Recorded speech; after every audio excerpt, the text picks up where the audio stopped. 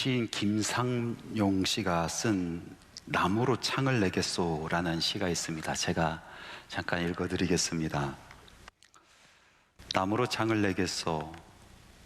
밭이 한참 가리 괭이로 파고 호미론 풀을 맺지요. 구름이 꼬인다 갈리 있어 새 노래는 공으로 들으랴오. 강냉이가 있걸랑 함께와 자셔도 좋소. 왜 사냐건 웃지요. 이 시의 하이라이트, 정말 중요한 부분은 마지막에 있지 않습니까? 왜 사냐건 웃지요. 학창시절에 이 시를 읽으면서 이런 장난을 했습니다. 저는 이렇게 읽었습니다. 새 노래는 콩으로 들으랴오. 강냉이가 있걸랑 함께와 자셔도 좋소. 왜 사냐건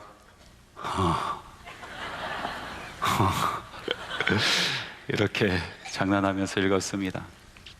정말 감수성이 예민하고 인생의 목적이 무엇인가, 내가 왜 사는가, 이런 질문을 수없이 했었던 그 시절에 이 시인은 달관해서 그런지 아니면 너무나 솔직해서 그런지 이 왜 사냐라는 그 질문에 답을 회피하고 그냥 웃어 넘기려 합니다.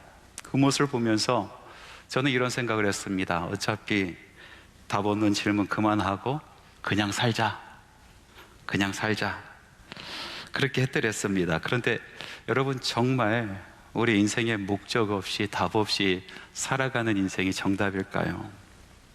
그런 삶에 정말 기쁨이 있고 행복이 있을까요? 릭 워렌 목사님이 쓴 목적이 이끄는 삶이라는 책이 있어요. 그 책에서 이 릭 워렌 목사님은요, 인간이 사는 목적은 하나님께 예배드리는 것이다 라고 확신하면서 글을 쓰기 시작합니다. 교회 신앙의 기초의 고백이 된 웨스트민스터 신앙 고백서에 보면은 이런 구절이 있습니다. 사람의 첫째 되는 목적은 하나님을 영화롭게 하고 영원히 그를 즐거워하는 것이라. 다시 말해서 우리 인생의 목적, 그것도 첫 번째 되는 그런 목적은 하나님께 예배하는 것이다 라고 이야기하고 있는 것입니다. 자신의 목적에 맞게 사는 삶, 너무나 행복한 삶이죠.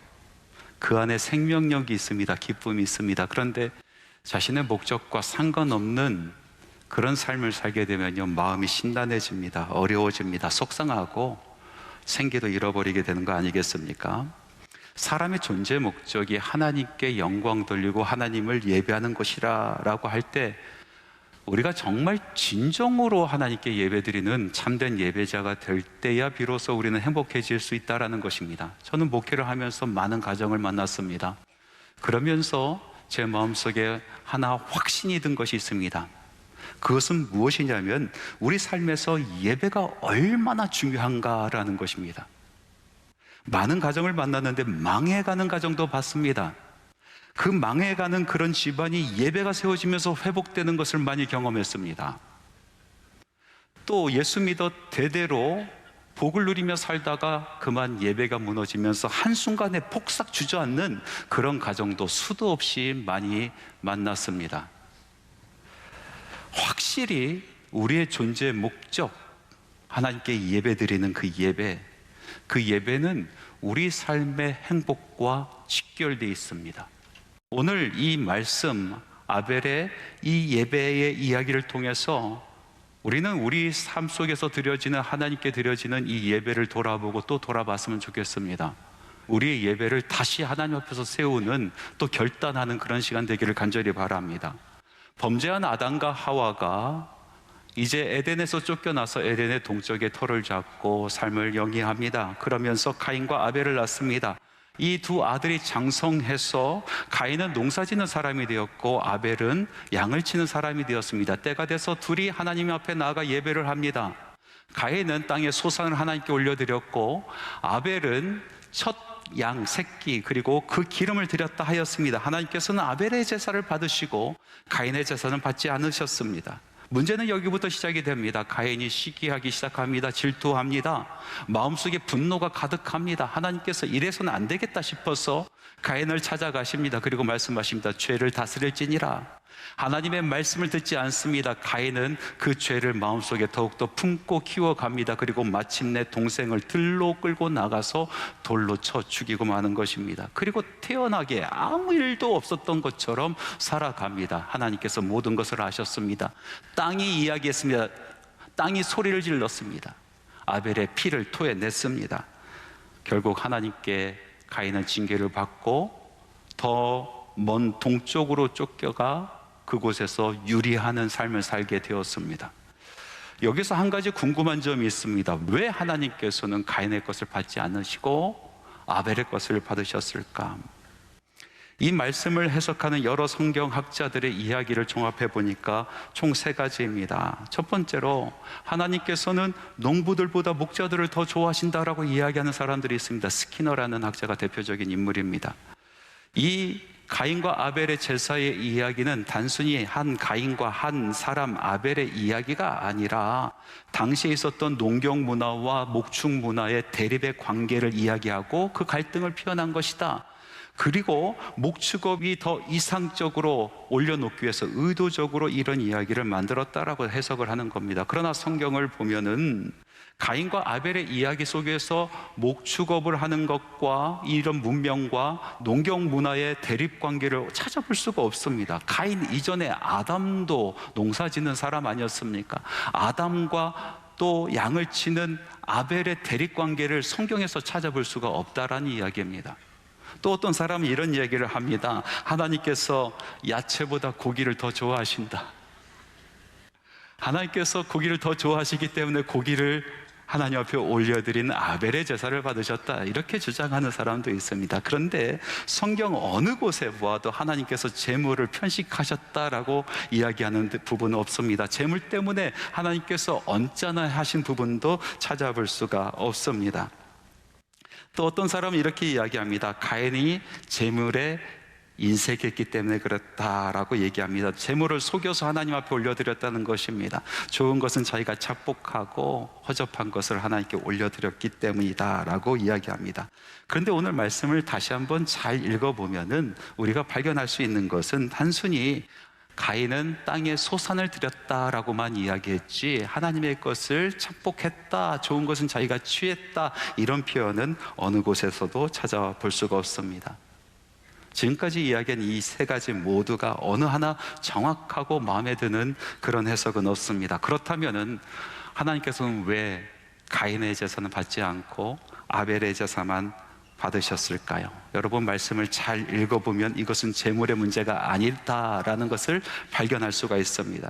재물의 차이라기보다도 예배자의 차이였습니다. 하나님 앞에 올려드리는 이 예물은 예배자의 심령 그리고 예배자의 삶을 표현하는 것일 뿐이었습니다. 그러면 하나님께서 기뻐하시는 예배를 드리는 것, 정말 참다운 예배자가 되는 것은 무엇일까요? 오늘 말씀해 보니까 첫 번째로 하나님께서 기뻐하시는 참 예배자가 되는 것은 분별하여 정성을 다하는 심령, 그 심령을 가진 사람이어야 된다라는 것입니다. 하나님의 말씀 같이 한번 읽어보겠습니다. 창세기 4장 3절에서 4절. 세월이 지난 후에 가인은 땅의 소산으로 제물을 삼아 여호와께 드렸고 아벨은 자기도 양의 첫 새끼와 그 기름을 드렸더니, 말씀을 보니까 가인의 제물과 아벨의 제물의 차이점이 있습니다. 가인은 그냥 땅의 소산을 드렸고 아벨은 양의 첫 새끼와 기름을 드렸다라고 이야기합니다. 가인은 그냥 소산을 드렸다라고 표현을 한 것은 그 예물에 특별한 마음이 없었다라는 것입니다. 어떤 특별한 심령이 아니었다라는 것입니다. 항상 드려지는 예물, 매번 드리는 제사일 뿐이지 하나님을 진정 사모하여 특별하신 하나님께 특별한 마음으로 예물을 준비하지 않았다라는 그런 이야기입니다. 여러분, 우리가 특별한 사람을 만나면 우리 심령이 특별해집니다. 마음이 특별해집니다. 우리의 생각이 특별해지는 겁니다. 우리의 의상이 특별해집니다. 특별하게 만나는 그 시간을 더욱더 특별하게 만들기 위해서 많은 계획을 짜는 것입니다. 많이 준비를 하는 것입니다. 그것이 일반적인 것입니다. 그 사람이 특별하면 특별할수록 우리들의 마음은 더욱더 특별해지는 것 아니겠습니까? 그런데 가인은요, 하나님을 만나는데 어떤 특별한 심령을 갖지 않았다라는 것입니다. 아벨은 그렇지 않았습니다. 아벨은 제물 하나에도 정성을 다합니다. 특별한 심령을 가졌습니다. 특별하게 정성을 다합니다. 그래서 가인에게 표현한 것처럼 양들의 새끼 중 하나를 드렸다라는 것이 아니라 그 새끼 중에서 첫 번째의 새끼를 드렸다, 그리고 그의 기름을 드렸다라고 특별한 표현을 하는 것입니다. 그 심령이 특별했다라는 것입니다.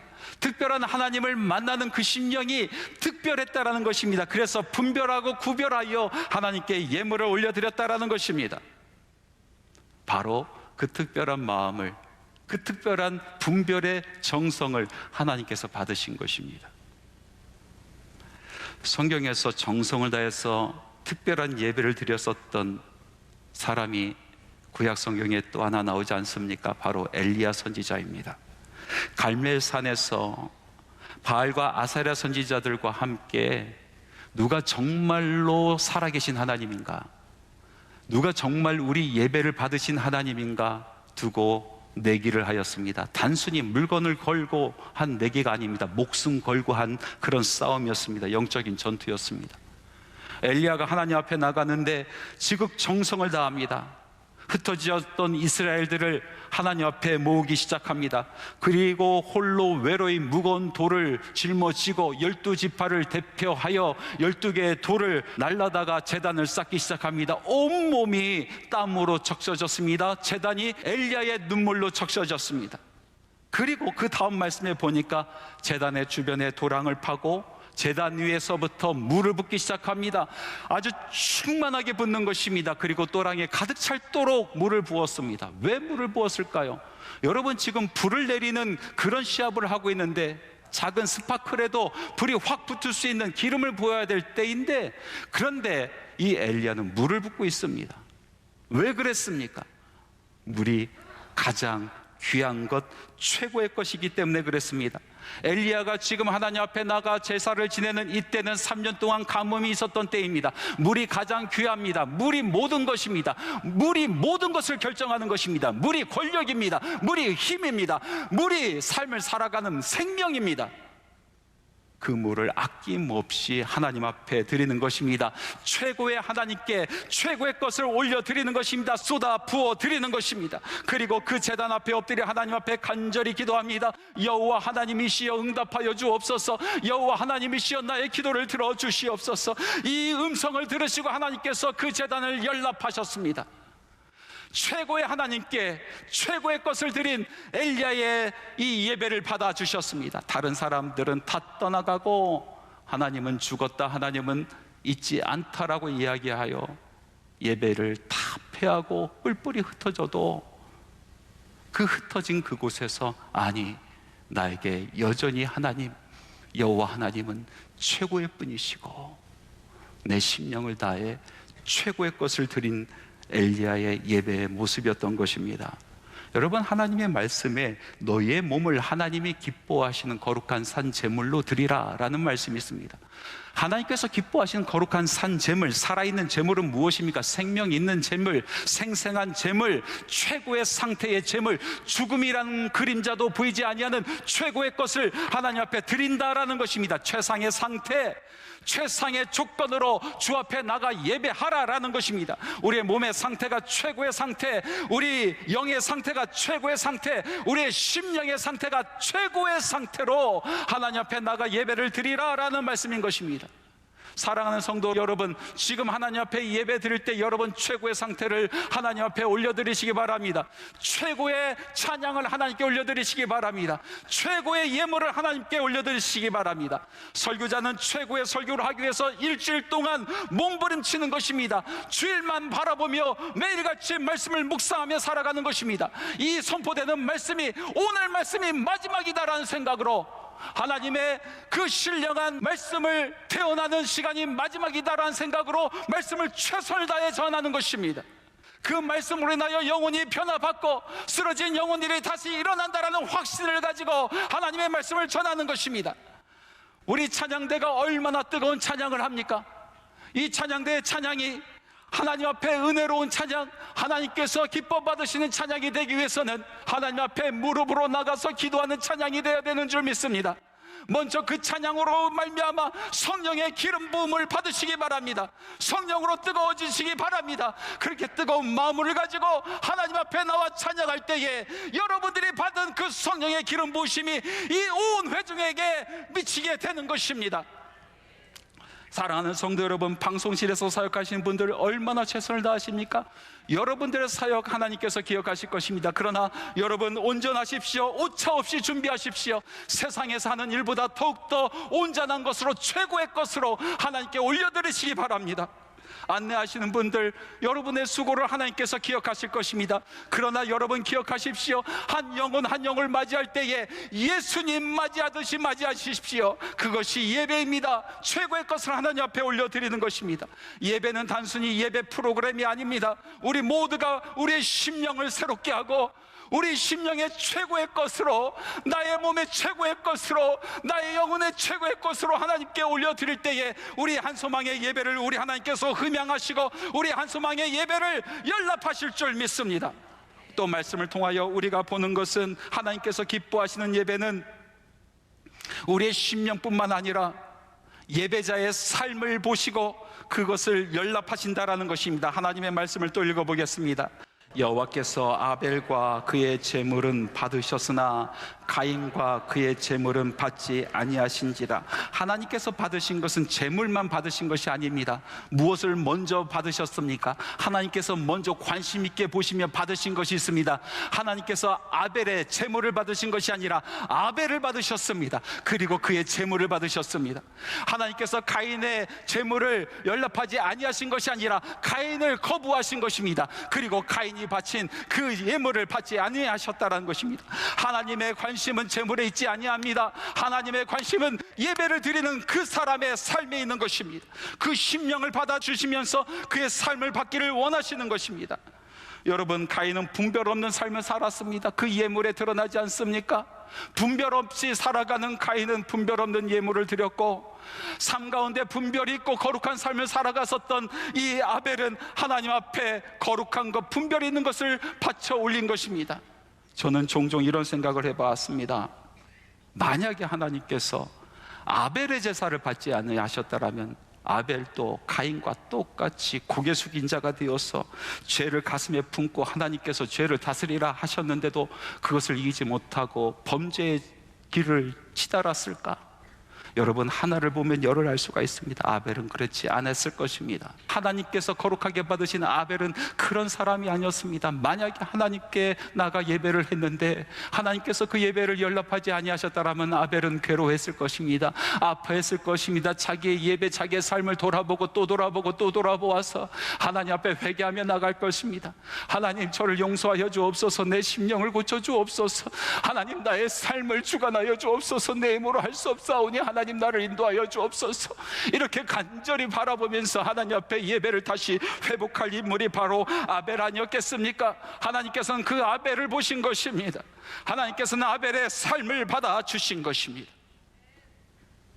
오래전의 일이었습니다. 제 동기 목사 중에 한 분이 제일 먼저 담임 목사가 되었어요. 많은 사람들이 함께 기뻐해주고 저도 축복해주고 그 사역을 잘 감당할 수 있도록 뒤에서 기도를 하다가 하루는 문득 이 동기 목사가 목회를 잘하고 있는지, 혹시 힘든 일은 없는지 궁금해졌어요. 그래서 그를 찾아갔어요. 찾아가서 만나보니까 제 동기 목사님의 얼굴에 수심이 가득합니다. 그리고 피곤에 쪄들어서 눈에 다크서클이 있는데 다크서클이 이렇게 쳐져가지고 줄넘기 할 수 있어요. 도대체 그 이유가 무엇인가 제가 물어봤더니 이 목사님이 이렇게 대답합니다. 그 교회에 있는 모 권사님 때문에 그렇다는 거예요. 그 권사님은요, 오랫동안 기도하는 것, 그것으로 유명한 권사님이 2시간, 3시간, 4시간 앉아서 하나님께 기도하는 그런 기도 많이 하는 권사님이래요. 그런데 왜 문제가 있는가? 이 권사님께서 자기보다 길게 기도하지 않는 목사님은 신령하지 않다라고 여기는 거예요. 그래서 그 다음부터 목사님을 바라보고 새벽 기도회 때마다 목사님이 나보다 기도 더 길게 하는가 뒤에서 보는 거예요. 만약에 길게 하지 않으면요, 같은 수단과 방법을 가리지 않고 이 목사를 끌어내는 겁니다. 그래서 제 동기 목사님 그걸 너무나 잘 알고 있었어요. 새벽마다 전쟁을 치르는 거예요. 무릎 꿇고 앉아가지고 아버지, 권사님 있나 없나 보다가 있으면 아이고 주여, 그렇게 시간을 보내는 거예요. 웃지 못할 일이에요. 제가 집으로 돌아오면서 여러 가지 생각을 했습니다. 그러면서 이런 생각이 딱 들었습니다. 하나님께서 과연 그 새벽 제단을 기뻐하실까? 하나님께서 과연 그 오랜 기도를 받으실까? 하나님 앞에 오래 엎드려 있지만은 그 마음속에는 악독이 가득하고 정죄가 가득하고 고개 숙인 가인의 모습으로 어떻게 하면 끌어내릴까라는 생각으로 가득한 그 기도를 하나님께서 받으실까, 기뻐하실까? 여러분, 이사야서 1장 11절에서 13절 말씀에 보면은 예배를 받으시는 하나님의 마음이 고스란히 드러나 있는 것을 알 수가 있습니다. 제가 그 말씀을 한번 읽어보겠습니다. 여호와께서 말씀하시되 너희의 무수한 재물이 내게 무엇이 유익하뇨? 나는 순양의 번제와 살찐 짐승의 기름에 배불렀고 나는 수송아지나 어린 양이나 순염소의 피를 기뻐하지 아니하노라. 헛된 재물을 다시 가져오지 말라. 분향은 내가 가증히 여기는 바요, 월삭과 안식일과 대회로 모이는 것도 그러하니 성애와 아울러 악을 행하는 것을 내가 견디지 못하겠노라 라고 말씀하고 계십니다. 하나님께서 안타까워하시며 한탄하시는 것은 이스라엘이 예배를 드리지 않기 때문에 그런 것이 아니고 많은 예물을 가지고 오지 않기 때문에 그런 것도 아니었습니다. 하나님께서 안타까워하시고 한탄하신 것은 이스라엘이 예배를 그토록 많이 드리고 그토록 많은 예물을 하나님 앞에 올려드렸음에도 불구하고 그들의 삶 가운데 가인의 모습이 있었기 때문에 그랬습니다. 고개 숙인 자의 삶을 살아갑니다. 죄를 품고 살아갑니다. 악독을 행하는데 팔이 빠릅니다. 하나님께서 그 모습을 안타깝게 여기시는 것입니다. 그리고 말씀하여 주십니다. 그 재물이 역겹다, 그 예배가 더럽다라고 말씀하고 계시는 것입니다. 사랑하는 성도 여러분, 지금 우리는 이곳에서 일주일에 1시간 하나님 앞에 이 1시간의 예배를 올려드리는 것이 아닙니다. 우리는 우리의 삶을 하나님 앞에 지금 올려드리고 있는 것입니다. 내가 지금 살아오는 6일간의 나의 삶을 하나님 앞에 올려드리는 것입니다. 내가 말했던 것, 내가 생각했었던 것, 내가 행했던 모든 것을 지금 이 시간 하나님 앞에 올려드리고 있는 것입니다. 하나님, 나의 삶을 받아주시옵소서. 제가 이렇게 살았나이다. 6일 동안 험준한 인생을 살았지만 말씀대로 살려고 제가 발버둥 쳤습니다. 하나님 압니다. 저는 온전치 못한 사람이고 매일같이 넘어지는 사람이요 또 실패가 많은 사람입니다. 그러나 하나님의 마음 있는 곳에 제 마음이 있었고 하나님의 눈물이 있는 곳에 제 눈물이 있었습니다. 하나님께서 안타까워하는 바로 그곳에 제 발걸음이 있었습니다. 이렇게 하나님 앞에 우리의 삶을 올려드릴 때 하나님께서 우리의 예물을 받으시고 우리의 예배를 연락하여 주시는 줄 믿습니다. 우리의 삶을 하나님께서 관심 있게 보십니다. 그것이 곧 예배다라고 말씀하고 계시는 것입니다. 말씀을 맺겠습니다. 엊그제 위클레시아 찬양팀과 함께 정말 뜨거운 찬양과 기도가 있는 한밤의 기도의 시간을 가졌습니다. 얼마나 뜨거웠는지 몰라요. 집회를 마치고 제가 이제 제 방으로 돌아가다가 다시 돌아보니까 그 비전홀 채플에 많은 사람들이 그대로 남아 있더라고요. 좋게 한 200명도 넘는 사람들이 그 자리에 그대로 남아 있어요. 이렇게 늦은 밤에 왜 집에 안 가세요? 왜 안 가세요? 제가 물어보고 다녔는데 한 집사님이 이렇게 얘기합니다. 목사님, 가슴이 너무 뜨거워서 못 떠나가겠어요. 그렇게 이야기하는 거예요. 여러분, 예배 가운데 부어주신 하나님의 은혜가 얼마나 큰지 모릅니다. 우리 한소망의 예배 가운데 여러분 이런 경험하시기 바랍니다. 뜨거운 경험을 하시기 바랍니다. 하나님의 임재하심을 여러분 경험하시기 바랍니다. 이 시간 하나님의 음성을 듣고 하나님을 만나시기 바랍니다. 하나님의 임재하심과 역사하심을 경험하시기 바랍니다.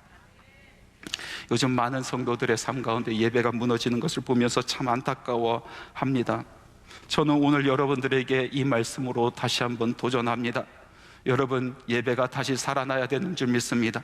예배가 살아나야 영혼이 살아납니다. 예배가 살아나야 가정이 살아납니다. 예배가 살아나야 교회가 살아납니다. 예배가 살아나야 내 민족, 나의 나라가 살아나는 줄 믿습니다. 세상에 많은 사람들은 예배 자리를 떠날지라도 순교를 각오하고 서 있었던 아벨의 모습처럼 참된 예배자가 됩시다. 하나님께서 기뻐하시는 예배를 올려드리는 주 앞에 목마른 예배자가 됩시다.